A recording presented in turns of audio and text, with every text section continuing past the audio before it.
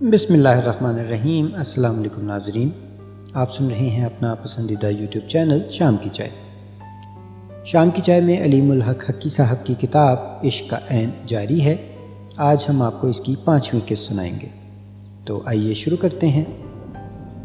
لیکن نثار بھائی، تم تو مجھ سے زیادہ پریشان ہو، تم تو بال بچوں والے ہو نا، الہی بخش کہہ رہا تھا۔ نثار نے چونک کر اسے دیکھا۔ تو فکر نہ کر، مجھے اپنے لیے بھی کچھ پیسوں کا بندوبست کرنا ہے، تیرے لیے بھی کر لوں گا، تو بیٹھ، میں ابھی آتا ہوں۔ یہ کہہ کر نثار اپنی بات کا بھرم رکھنے یعنی پیسوں کا بندوبست کرنے کی غرض سے ایک طرف چلا گیا۔ 5 منٹ بعد وہ آیا تو الہی بخش اپنی جگہ موجود نہیں تھا۔ نثار نے حیرت سے ادھر ادھر دیکھا۔ اسے الہی بخش اپنی طرف آتا دکھائی دیا۔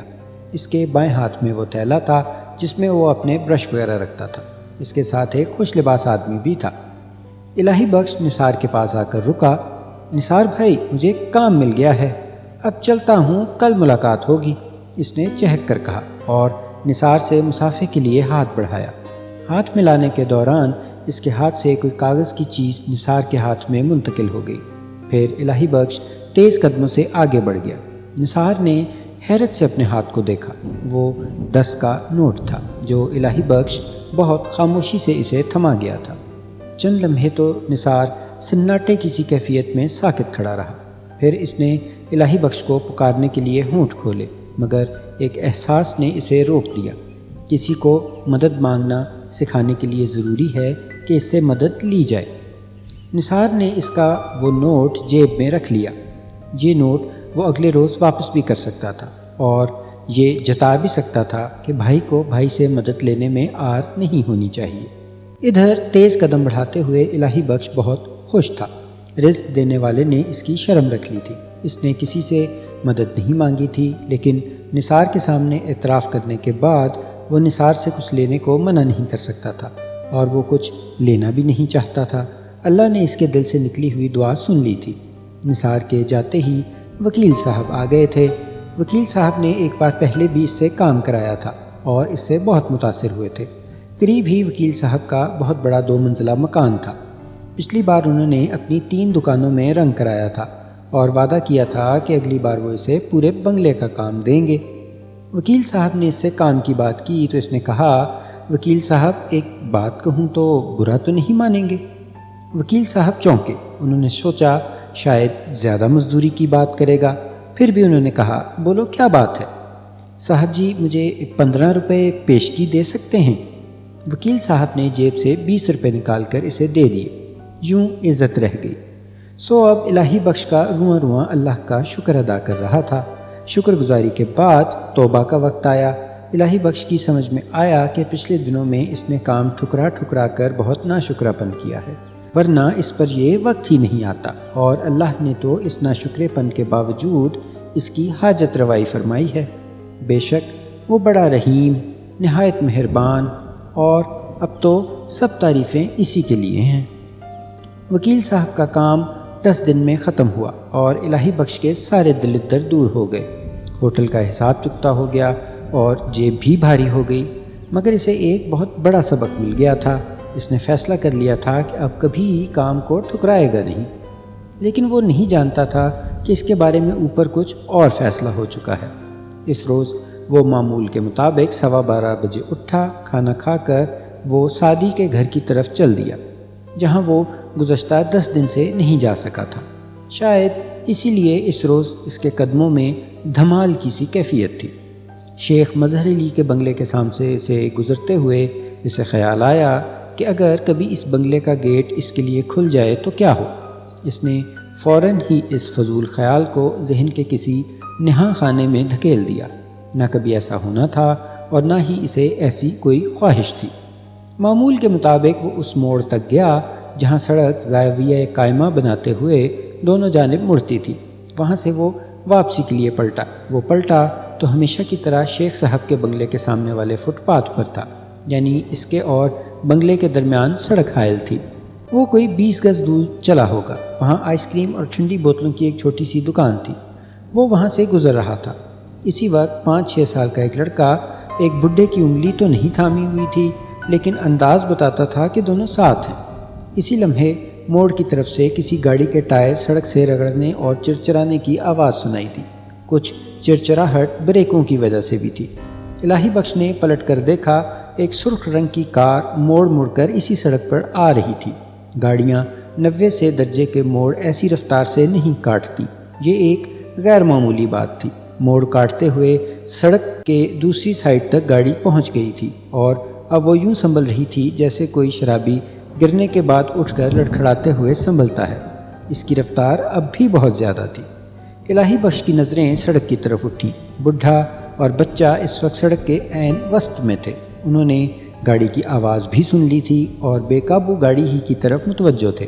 پھر انہوں نے سڑک پار کرنے کی بجائے واپس آنے کا فیصلہ کیا، اس لیے کہ گاڑی رونگ سائڈ پر آتی دکھائی دے رہی تھی۔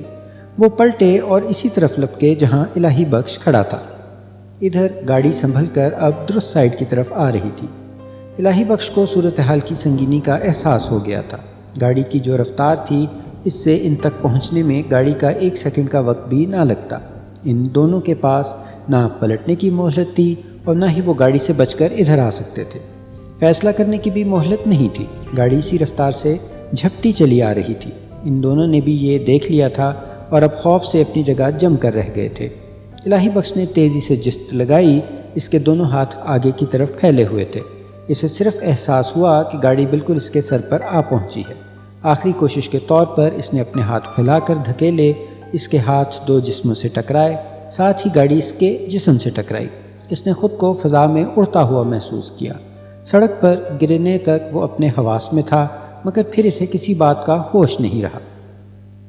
آنکھ کھلی تو وہ جنت میں تھا۔ اسے اپنی آنکھوں پر یقین نہیں آیا۔ وہ لیٹا ہوا تھا۔ سادی روئی سے اس کی پیشانی صاف کر رہی تھی۔ اچانک اسے احساس ہوا کہ اس کی پیشانی پر زخم ہے جس سے خون رس رہا ہے، لیکن یہ احساس فوراً ہی معدوم ہو گیا۔ خوشی تکلیف سے زیادہ بڑی تھی، پھر بھی اس کی سمجھ میں نہیں آ رہا تھا کہ وہ کہاں ہے اور یہاں تک کیسے پہنچا ہے۔ اتنا اسے یاد تھا کہ اس نے ایک بڈھے اور ایک بچے کو بے قابو کار سے بچانے کی کوشش کی تھی اور خود گاڑی کی لپیٹ میں آ گیا تھا۔ تم منمانی کرتی ہو سعدیہ، کسی نے کہا۔ ڈاکٹر آنے والا ہے، وہ دیکھ لے گا۔ تم خواہ مخواہ ڈاکٹر کو دکھا رہی ہو۔ الہی بخش نے سر گھما کر دیکھا اور اس خاتون کو بھی پہچان لیا۔ اس نے پہلی بار سادی کو دیکھا تھا تو یہی عورت اس کے ساتھ تھی۔ وہ یقیناً اس کی ماں تھی۔ پھر اسے ایک اور خیال آیا۔ سادی کا نام سعدیہ ہے، پیارا نام ہے سعدیہ، لیکن سادی کتنا اچھا لگتا ہے۔ آپ بھی کمال کرتی ہیں امی، سادی نے کہا۔ ڈاکٹر کے انتظار میں یوں ہی چھوڑ دیا جائے؟ کم از کم زخم کی صفائی تو کی جا سکتی ہے۔ اچھا بھائی، جو جی چاہے کرو۔ الہی بخش لیٹے لیٹے یہ سمجھنے کی کوشش کر رہا تھا کہ وہ کسی حد تک زخمی ہے۔ اس نے ہاتھ ہلائے، ٹانگوں کو حرکت دی، گھٹنوں کے نیچے کچھ تکلیف ہو رہی تھی۔ اس کے علاوہ سر اور پیشانی بھی دکھ رہے تھے اور کہیں کوئی تکلیف نہیں تھی۔ یہ حیرت انگیز بات تھی کیونکہ وہ گاڑی کے عین سامنے تھا۔ اصولاً گاڑی کو اس کے اوپر سے گزر جانا چاہیے تھا۔ ایک ہی بات سمجھ میں آتی تھی، آخری ثانیے میں ڈرائیور گاڑی کو اس سے دور کاٹنے میں کامیاب ہو گیا تھا۔ وہ گاڑی کی سائڈ سے ٹکرایا ہوگا، اس لیے وہ فضا میں اچھلا تھا اور سر کے بل گرا تھا۔ یعنی خدا نے کرم کیا تھا، بہت سستے میں جان چھوٹ گئی تھی۔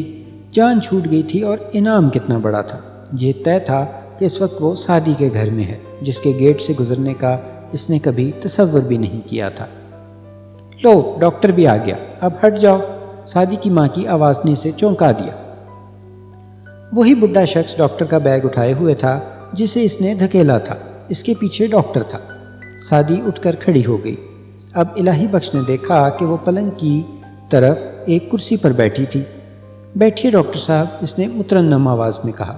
ڈاکٹر نے اس سے پوچھا کہ تکلیف کہاں کہاں ہو رہی ہے۔ پھر اس نے اسے چیک کیا۔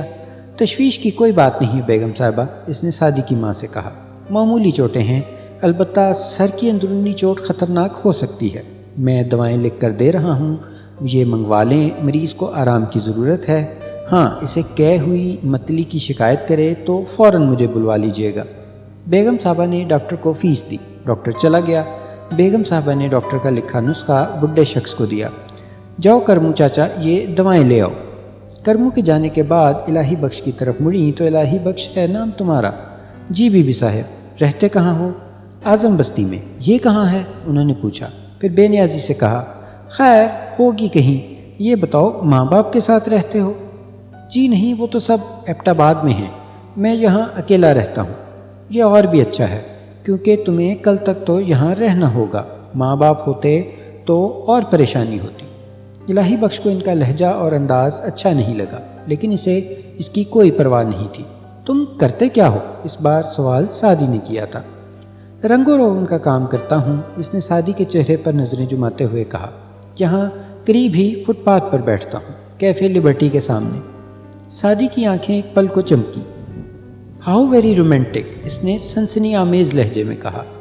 ٹھیک کہتی ہیں آپ، زندگی ہے ہی بہت رومانوی چیز، الہی بخش نے سادگی سے کہا۔ سادگی کی آنکھیں پھیل گئیں۔ پڑھے لکھے معلوم ہوتے ہو؟ جی نہیں، میٹرک کے بعد تعلیم چھوڑ کر زندگی کی رومانویت کو کھوجنے کے لیے نکل کھڑا ہوا تھا۔ بیگم صاحبہ کی پیشانی کی شکنیں اور گہری ہو گئی۔ اب چلو بھی سعدی، انہوں نے ترش لہجے میں کہا، ہر ایک سے باتیں کرنے کھڑی ہو جاتی ہو۔ سعدی بیگم صاحبہ کے ساتھ چل دی۔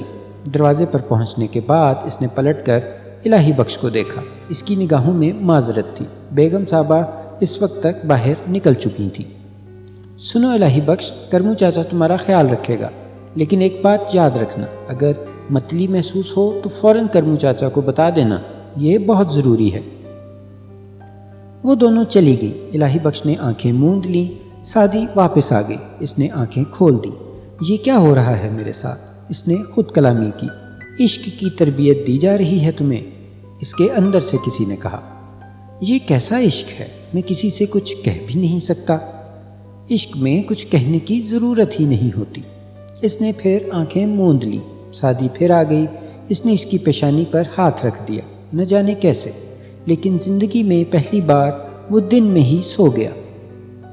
اس بار آنکھ کھلی تو کرمو چاچا اس کے پاس بیٹھے تھے۔ ان سے بات ہوئی تو اسے اندازہ ہوا کہ وہ در حقیقت اتفاقات کا اسیر ایک ایسا شخص ہے جسے کوئی انجانی قوت کسی خاص سمت میں لیے جا رہی ہے۔ یہ بات کھلنے میں زیادہ دیر نہیں لگی کہ بڈھا کرم دین بھی ایبٹ آباد کا رہنے والا ہے۔ تو ایبٹ آباد میں کہاں رہتا ہے بیٹے؟ بانڈا بٹنگ میں چچا، اور تم؟ میں شیخاں بانڈا کا ہوں۔ کرم دین کا لہجہ سوچ میں ڈوبا ہوا تھا۔ باپ کا تیرے کیا نام ہے؟ پیر بخش۔ پتہ چلا کہ کرم دین اس کے باپ کو بہت اچھی طرح جانت ہے۔ برسوں پہلے دونوں ایک ہی اسکول میں پڑھتے تھے۔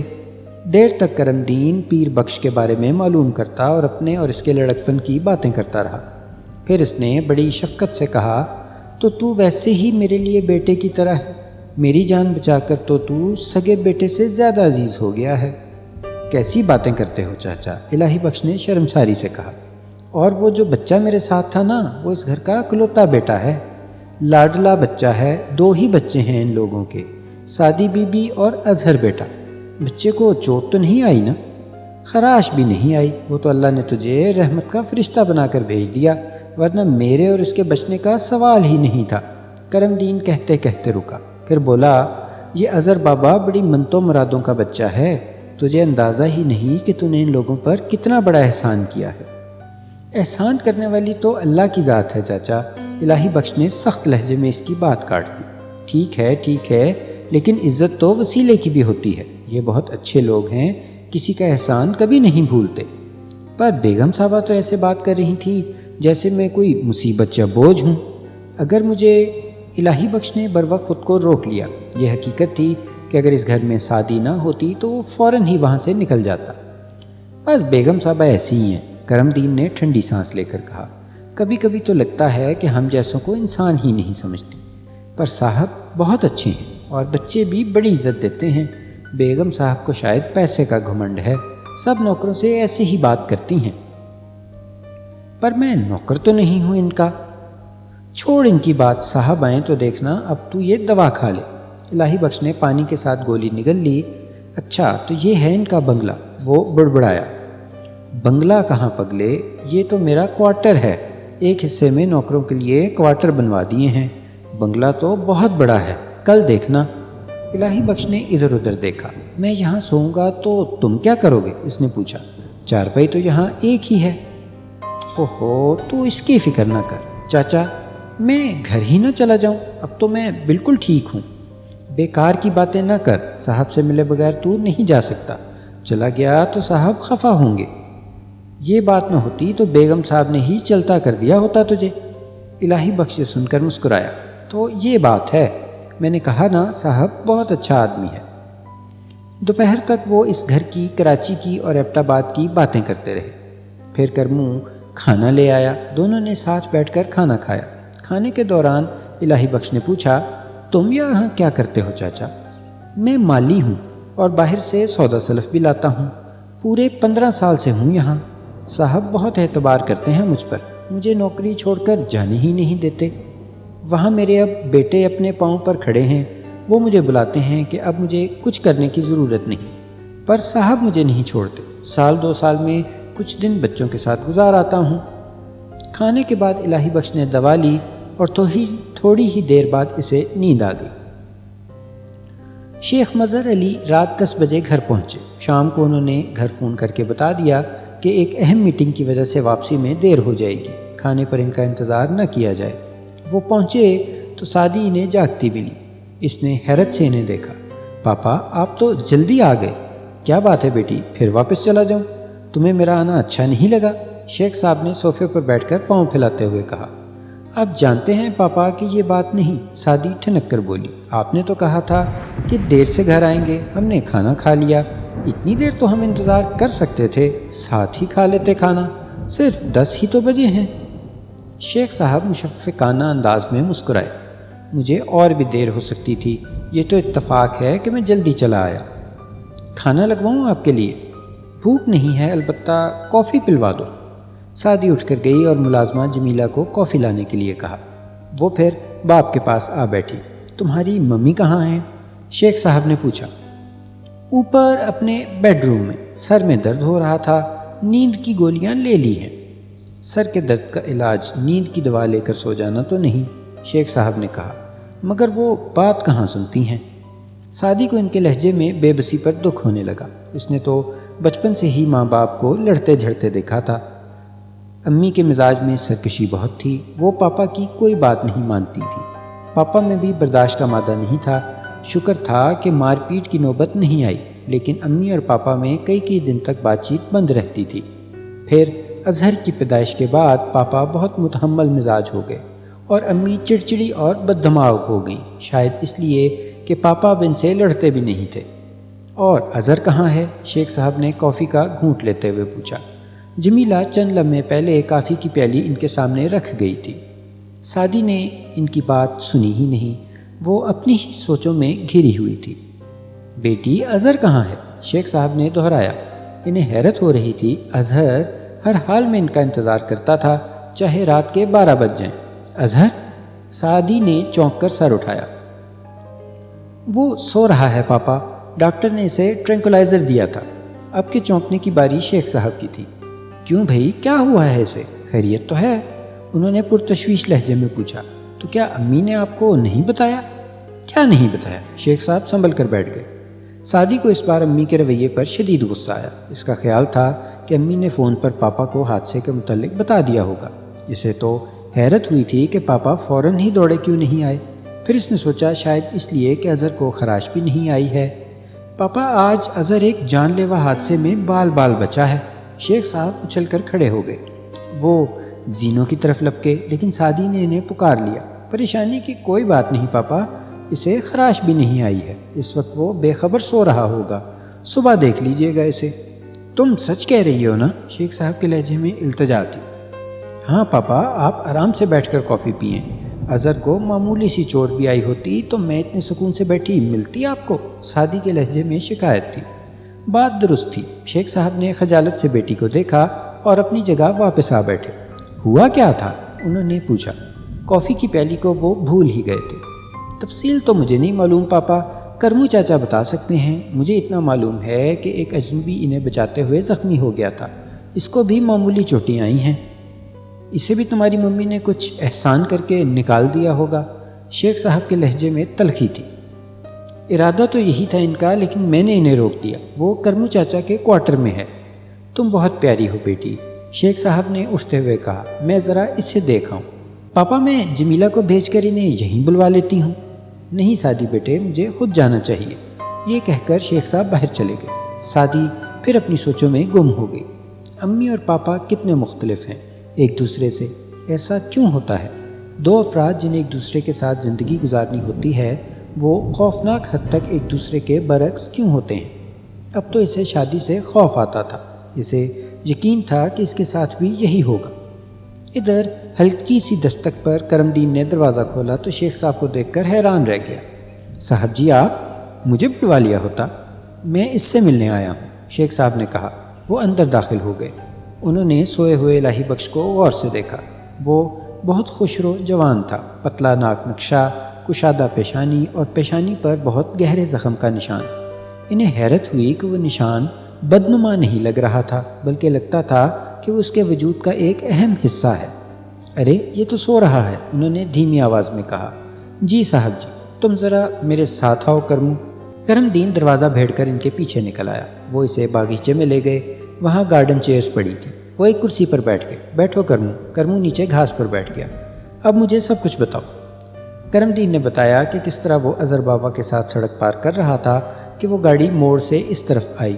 آواز سے اندازہ ہو گیا تھا کہ گاڑی کی رفتار خطرناک ہے۔ گاڑی مڑتے ہوئے اپنے گھر والی سائڈ پر تھی صاحب جی، رفتار بہت تیز تھی اور فاصلہ کم۔ ہم اس عرصہ میں سڑک کے بیچ میں تھے۔ اظہر بابا ڈر کر پلٹے کہ دوسری طرف واپس چلے جائیں۔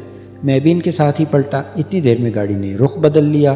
دوسری سائڈ پر صاحب جی ہم دونوں ڈر کے مارے کھڑے کے کھڑے رہ گئے، ہل بھی نہیں سکے، اور گاڑی تیزی سے ہماری طرف آ رہی تھی۔ کھڑے رہنے میں تو پھر بھی شاید بچت ہو جاتی، مگر اظہر بابا آگے کی طرف جانے والے تھے اور میں انہیں روک بھی نہیں سکتا تھا۔ بس صاحب جی، ایسے میں یہ الہی بخش فرشتہ بن کر آیا۔ اس نے جھپٹ کر ہم دونوں کو دھکا دیا، ہم گر گئے۔ یہ گاڑی کی لپیٹ میں آیا۔ وہ تو شکر ہے کہ ڈرائیور نے عین وقت پر گاڑی کو دوسری طرف گھما دیا، ورنہ یہ کچلا جاتا صاحب جی۔ پھر بھی یہ بے ہوش ہو گیا۔ میں نوکروں سے اٹھوا کر اسے کوارٹر میں لے آیا، ڈاکٹر کو بلا کر دکھایا۔ وہ بولتا ہے معمولی چوٹیں ہیں، کل تک ٹھیک ہو جائیں گی۔ شیخ مظہر علی کے جسم میں واضح طور پر تھرتھراہٹ نظر آئی۔ اور وہ گاڑی؟ وہ نہیں رکی صاحب، میرا خیال ہے بریک فیل ہو گئے تھے اس کے۔ شیخ صاحب تصور میں کرم دین کا بیان کیا ہوا پورا منظر دیکھ رہے تھے۔ واقعی اللہ نے بڑا کرم کیا، اس لڑکے کے لیے کچھ کرنا چاہیے۔ ان کا انداز خود کلامی کا سا تھا۔ صاحب جی، بعد میں پتہ چلا کہ یہ اپنے ایبٹ آباد کا ہی ہے، اس کے باپ کو میں جانتا ہوں برسوں سے۔ شیخ صاحب نے پرخیال لہجے میں کہا۔ تو پھر کیا ہونا چاہیے؟ صاحب جی، آپ ایک ڈرائیور رکھنے کو کہہ رہے تھے، کرم دین نے یاد دلایا۔ شیخ صاحب نے سعدیہ سے اس کے لیے کار خریدنے کا وعدہ کیا تھا، لیکن وہ کم از کم فی الحال نہیں چاہتے تھے کہ سعدیہ ڈرائیو کرے، اس لیے ڈرائیور کی ضرورت تھی۔ ڈرائیور رکھے بغیر وہ کار نہیں خریدنا چاہتے تھے، اور یہ ان کی فطرت تھی کہ اعتبار بہت دیکھ پرکھ کر کرتے تھے، اور جب کرتے تھے تو اندھا اعتبار کرتے تھے۔ تمہارا مطلب ہے کہ یہ لڑکا ڈرائیونگ جانتا ہے؟ ہزارے میں تو بچپن میں ہی ڈرائیونگ آ جاتی ہے صاحب، کرم دین نے فخریہ لہجے میں کہا۔ شیخ صاحب چند لمحے سوچتے رہے۔ نہیں، ابھی یہ مناسب نہیں، انہوں نے نفی میں سر ہلاتے ہوئے کہا۔ بتاؤ، یہ کام کیا کرتا ہے؟ رنگ و روغن کا بہت اچھا کاریگر ہے صاحب، اور تم اسے ڈرائیور بنانا چاہتے ہو؟ شیخ صاحب کے لہجے میں ملامت تھی۔ اگر وہ ٹھیک ہو گیا تو کل شام سے میرے پاس لے آنا، میں جلدی گھر آؤں گا، دیکھیں گے کچھ۔ شیخ صاحب اٹھ کھڑے ہوئے۔ اب تم جاؤ، آرام کرو۔ اگلی صبح ناشتے کی میز پر شیخ صاحب ننھے اظہر سے ملے۔ انہوں نے اظہر سے بھی حادثے کی تفصیل سنی۔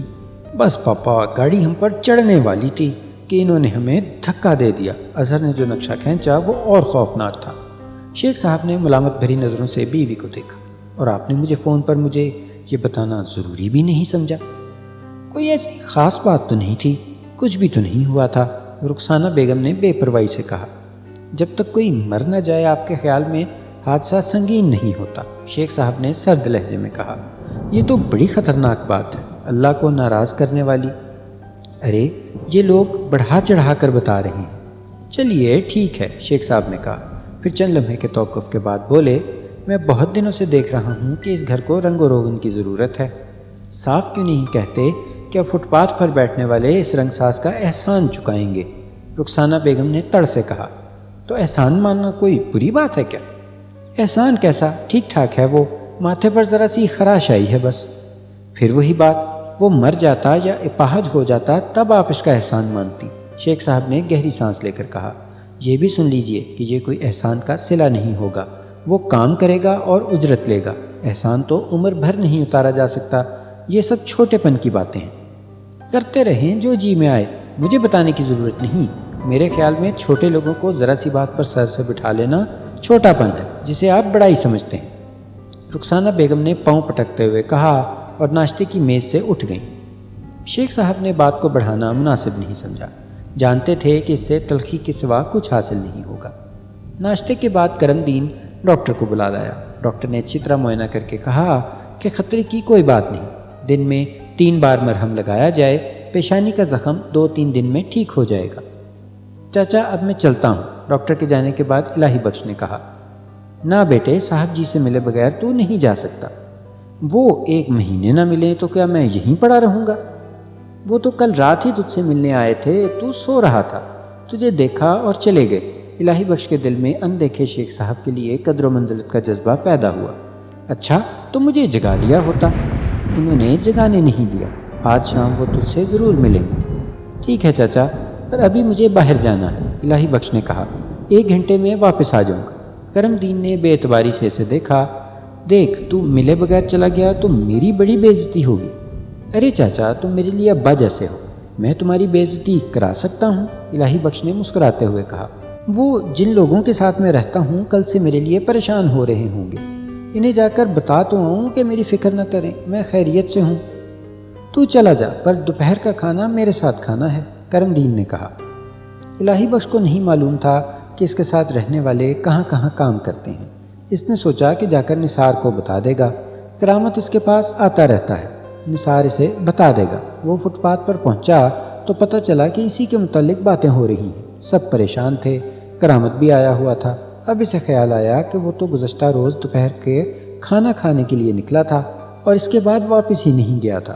وہ لوگ تو کل سے اس کے لیے پریشان تھے، اسے ڈھونڈتے بھی پھر رہے تھے۔ پھر نثار نے اس کے برش اور پینٹ کے خالی ڈبے سامنے پان والے کی دکان پر رکھ دیے تھے۔ وہ سب الہی بخش کو گھیر کر بیٹھ گئے۔ الہی بخش نے انہیں سب ماجرا سنایا۔ کرامت مطمئن ہو کر چلا گیا۔ بات تو جب ہے کہ تجھے اس بنگلے میں نوکری مل جائے، نثار نے کہا۔ کیسی باتیں کرتے ہو نثار بھائی، الہی بخش بولا۔ میں یہ فٹ پاتھ نہیں چھوڑنا چاہتا۔ بے وقوفی نہیں ابے، یہ بھی کوئی زندگی ہے، پگار کی بات ہی اور ہے۔ 1 تاریخ کو لگی بدی رقم ہاتھ میں، یہاں کیا ہے، 1 دن کام مل گیا تو 4 دن چھٹی اور 1 دن فاقہ۔ نہیں نثار بھائی، یہ فٹ پاتھ کی زندگی بڑی رومانٹک ہے، الہی بخش نے کھوئے کھوئے لہجے میں کہا۔ کسی کو یہ زندگی بڑی رومانٹک لگتی ہے۔ نثار کی سمجھ میں کچھ نہیں آ رہا تھا۔ تو کتابیں بہت زیادہ پڑھنے لگا ہے، اس نے الہی بخش پر آنکھیں نکالی۔ وہ ادھر ادھر کی باتیں کرتے رہے۔ پھر الہی بخش بنگلے کی طرف چل دیا۔ وہاں کرم دین باغیچے میں کیاریاں ٹھیک کر رہا تھا۔ اس نے اسے اپنے پاس ہی بلا لیا۔ بتایا اپنے ساتھیوں کو؟ ہاں چاچا۔ دیکھ، مجھے لگتا ہے اب تو اس گھر سے نہیں جائے گا۔ کیا بات کرتے ہو چاچا؟ میرا اندازہ تو یہی ہے بیٹے۔ اتنے میں سعدی گیٹ سے اندر آئی۔ وہ کالج سے واپس آئی تھی اور کالج کی سفید یونیفارم میں بے حد پیاری لگ رہی تھی۔ انہیں بیٹھا دیکھ کر وہ ان کی طرف چلی آئی۔ کیسے ہو الہی بخش؟ اس نے پوچھا۔ تکلیف بڑھی تو نہیں؟ الہی بخش کو احساس ہوا کہ وہ اسے ٹکٹکی باندھے دیکھ رہا ہے۔ اس نے گھبرا کر نظریں جھکا لی۔ میں بالکل ٹھیک ہوں بی بی، ابھی باہر بھی گیا تھا۔ بہت اچھی بات ہے، مجھے تمہاری بڑی فکر تھی، سعدی نے سادگی سے کہا۔ پھر بولی، میرا نام سعدیہ ہے، سب سعدی کہتے ہیں مجھے معلوم ہے بی بی، الہی بخش نے کہا۔ اسے اپنا دل ڈھول کی طرح بجتا ہوا محسوس ہو رہا تھا، جس کی آواز سب کو سنائی دے رہی ہو۔ کیسی بات تھی؟ وہ کہہ رہی تھی کہ اسے اس کی فکر ہے۔ وہ دعوت دے رہی تھی کہ وہ سعدیہ یا سعدی کہہ کر اسے پکارے۔ کسی خوش فہمی میں مبتلا ہونے کی ضرورت نہیں، اس نے اپنے دل کو ٹوکا۔ تو پھر ایسے ہی پکارا کرو مجھے۔ الہی بخش کہنا چاہتا تھا کہ وہ تو ایک ایسا پنچھی ہے جو سفر کے دوران تھک کر پل دو پل کے لیے اس شاخ پر بیٹھ گیا ہے اور اب اسے اڑ جانا ہے۔ یہاں یہ مسئلہ ہی کب ہے کہ اسے پکارا جائے، لیکن اس نے کچھ کہا نہیں۔ تو یہ تھی ناظرین آج کی قسط، امید ہے آپ کو پسند آئی ہوگی۔ انشاءاللہ ملتے ہیں اگلی قسط کے ساتھ۔ چینل کو سبسکرائب کیجئے، لائک کیجئے اور شیئر بھی کیجئے۔ اپنا بہت سا خیال رکھیے گا۔ اللہ حافظ۔